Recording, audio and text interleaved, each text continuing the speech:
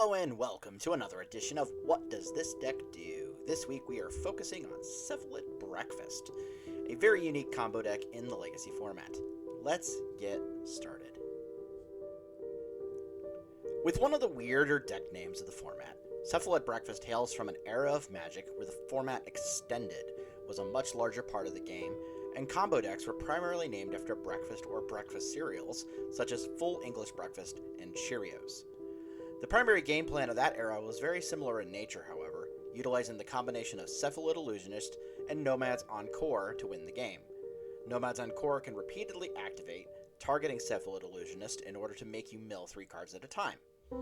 Eventually, this will put your entire library into your graveyard, and you will end up with multiple Narcomoeba triggers along the way. At that point, you are flashing back Dread Return and getting Thassa's Oracle into play to win the game off of its trigger. In addition to Nomads en-Kor, the deck also uses the equipment Shuko to repeatedly target the Illusionist, albeit at sorcery speed.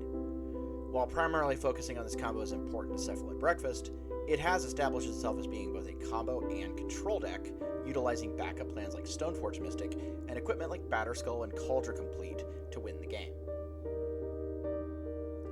While Cephalid Breakfast has evolved quite a bit over time, and Thassa's Oracle certainly had a huge hand in giving that deck a straight way to win the game, it was the printing of Urza's Saga in Modern Horizons 2 that actively gave the deck a huge backup plan that is largely uncounterable, alongside a card that can also tutor Shuko into play for a very low opportunity cost.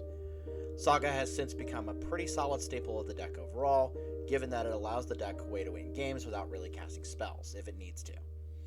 In addition, Teferi Time Raveler offered the deck a powerful way of protecting its combo, while giving the deck a strong Planeswalker to take over the game state with. The release of Modern Horizons 3 added a firmly new potential way to combo to the Breakfast deck in the form of the card Nadu Winged Wisdom.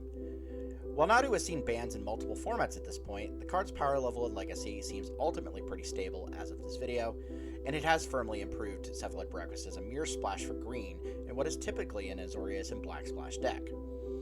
Nadu's strengths also lie in helping the deck put lands into play, as well as being able to draw a lot more cards than the opponent, so that it can put the combo into play with protection such as Force of Will. Cephalid Breakfast certainly has some great resources available out there, primarily rooted in the Breakfast Discord server, which I will link in the video description below.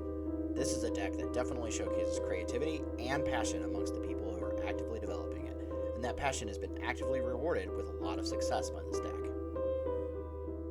I hope you enjoyed this look at one of Legacy's most interestingly named decks. Join us next time for another look at another cool Legacy deck, and be sure to like, subscribe, and hit the bell for notifications for future videos. With that said, I hope you all have a great week, and we'll see you next time.